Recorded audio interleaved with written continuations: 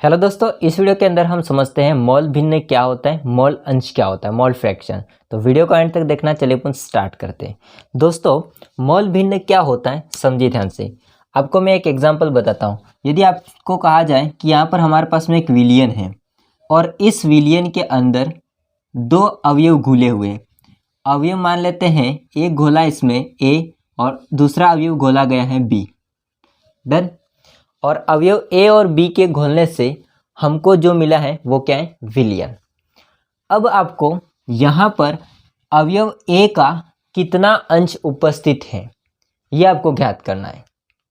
तो आपको क्या करना पड़ेगा, जो आपका ए है अवयव उसका मोल भिन्न ज्ञात करना पड़ेगा। मतलब उसका मोल अंश कितना है, इस विलियन के अंदर ए अवयव का अंश कितना है, कितना भाग है उपस्थित उस विलियन के अंदर।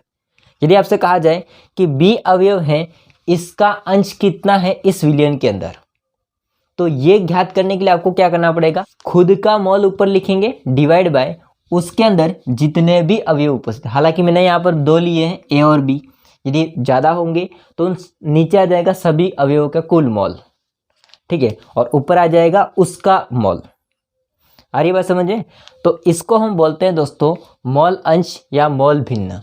जिसका भी मोल भिन्न निकालना है उसके मोल डिवाइड बाय टोटल उस विलियन के अंदर जितने भी अवयव हैं उनका मोल। तो मोल भिन्न का सिंपल सा मतलब होता है कि कोई भी विलियन होता है, उस विलियन के अंदर वो बंदा कितना उपस्थित है, उसका कितना अंश है, ये बताता है मोल भिन्न। समझते हैं हम लोग, देखिए ध्यान से।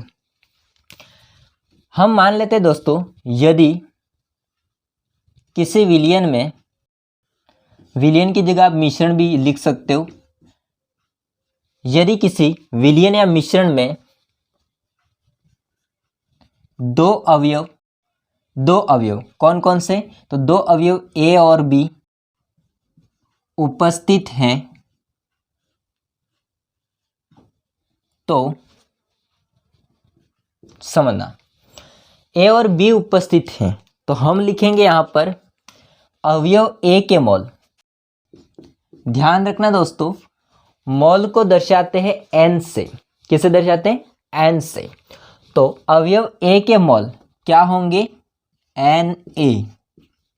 दूसरा अवयव बी के मोल, तो बी होता है एक अवयव है और उसके मोल एन बी हो जाएगा। अब इसके मोल भिन्न कैसे ज्ञात करेंगे, देखिए अवयव ए या ए का मोल भिन्न या मोल अंश क्या होगा, तो हो जाएगा एक्स ए। दोस्तों मोल भिन्न को दर्शाते एक्स से, तो ए का मोल भिन्न तो एक्स ए। अब बी का मोल भिन्न क्या हो जाएगा, एक्स बी। अब समझने जैसी बात यह है कि यदि दोस्तों आपको मोल ज्ञात करने, ठीक है, तो मोल होता है इसका एक तो सूत्र होता है भार बटा अणुभार। जैसे एन है और भार को दर्शाते हैं डब्ल्यू से और अणुभार को दर्शाते हैं एम से। बट दोस्तों यदि आपको मोल भिन्न ज्ञात करना है, एक्स ज्ञात करना है जिसका भी, तो ये हो जाएगा उसके मोल, उस अवयव के मोल या उसके मोल डिवाइड बाय उस मिश्रण के अंदर या विलियन के अंदर कुल मोल। मैंने शॉर्ट में लिखा है, बस आप लोग समझ लेना। जिसका भी मोल भिन्न ज्ञात करना है उसके मोल डिवाइड बाय कुल मोल, उस विलियन के अंदर या मिश्रण के अंदर जितने भी अवयव हैं उनके मोल। हम लोगों को पहले तो ये ज्ञात करना है, ध्यान से समझना। हम मान लेते हैं अवयव ए के लिए, तो ए के लिए मोल भिन्न क्या होगा, एक्स ए बराबर ए के मोल, उसके मोल मतलब ए के मोल क्या है, एन ए, तो एन ए डिवाइड बाय कुल मोल।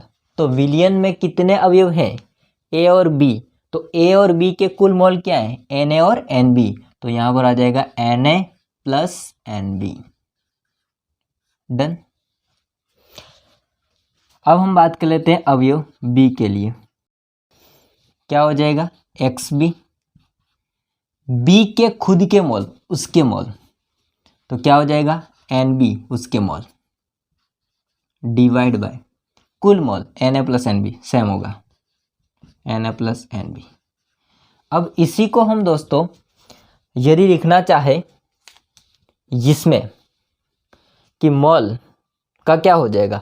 Na के मोल, Na के मोल, तो Na के A के भार डिवाइड बाई A का अणुभार, इसको ऐसे लिख सकते हैं। देखिए यदि Na की जगह हम लिखना चाहें इसको, तो Na, तो यहाँ पर हो जाएगा Na बराबर A के भार, तो इसको हम लिख सकते हैं WA डिवाइड बाय A का अणुभार Ma डिवाइड बाय Na, वापस से ही लिखना है WA divide by Ma plus NB के लिए क्या लिखेंगे?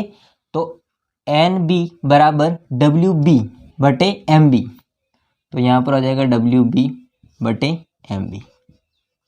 हालांकि ये आगे करो नहीं करो कोई बात नहीं, बट मैं बता देता हूँ आपको, कभी कभी आपको ये कन्फ्यूजन करता है। तो इसकी बात करेंगे NB, इसको हम मोल के हिसाब से लिखा जाए, मतलब ये आगे सूत्र इसमें करें, तो NB के लिए क्या है? WB डिवाइड बाय MB, तो मैं ऊपर लिखूंगा बराबर WB divide by MB divide by क्या है नीचे? Na प्लस NB, ये XA प्लस XB, तो हम क्या करेंगे? मोल भिन्न का योग क्या है? XA plus XB। XA का मान ये लिख रहा हूँ, या ये लिखोगे तो भी वही होगा और ये लिखोगे तो भी वही होगा। तो XA का मान कितना है? Na open Na plus NB, Na open Na plus NB plus XB का क्या है? NB divide by Na plus NB divide by Na plus NB। ठीक है, लघुत्तम क्या आएगा? Na प्लस NB, तो लघुत्तम आ जाएगा Na प्लस NB। ध्यान रखना Na प्लस NB का भाग दो, इसमें एक बार जाएगा, एक का गुणा इसके साथ करो, Na हो जाएगा, तो ऊपर वही रहेगा NB लिख दिया भैया Na। ठीक है, Na प्लस NB का इसमें भाग दो, एक बार जाएगा, एक का गुणा ऊपर वाली संख्या के साथ, तो ऊपर वाली संख्या नहीं है NB है, तो NB हो जाएगा, एक का गुणा इसके साथ में करेंगे तो ऊपर भी क्या है? Na प्लस NB, नीचे भी क्या है? Na plus NB।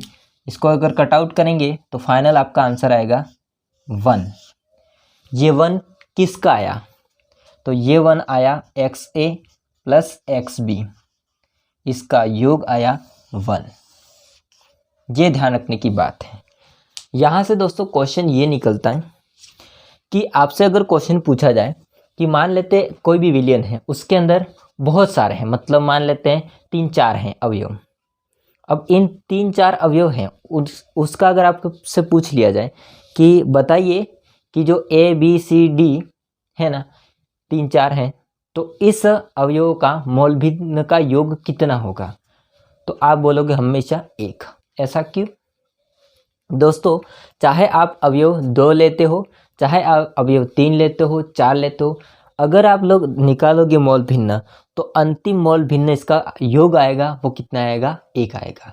तो किसी भी विलयन के अंदर या किसी भी मिश्रण के अंदर कुल अवयवों के जो मोल भिन्न होगा योग, वो कितना होगा? हमेशा 1 होगा। तो मैं इस बात को लिखता हूँ। दोस्तों डेफिनेशन है, नोट बाद मैंने लिखी है, किसी विलयन में या मिश्रण भी कर सकते हो आप लोग, उसमें उपस्थित सभी अवयवों का मोल भिन्न योग 1, इसको बोलते इकाई होता है, 1 होता है। तो ऊपर वाली डेफिनेशन वापस पढ़ लीजिए आप लोग, हालांकि मैंने पढ़ाई भी नहीं है।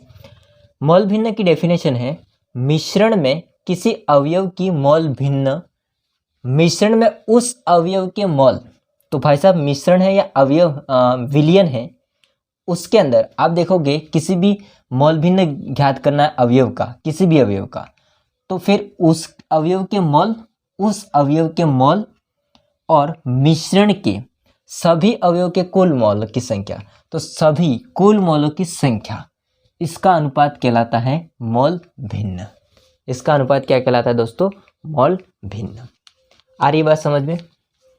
तो दोस्तों ये छोटा सा वीडियो था, बाकी आपको कैसा लगा कमेंट करके बताइएगा। वीडियो अच्छा लगा हो तो लाइक कीजिए, चैनल को सब्सक्राइब नहीं किया तो कर देना। मिलते हैं नेक्स्ट वीडियो में, तब तक जय हिंद, वंदे मातरम।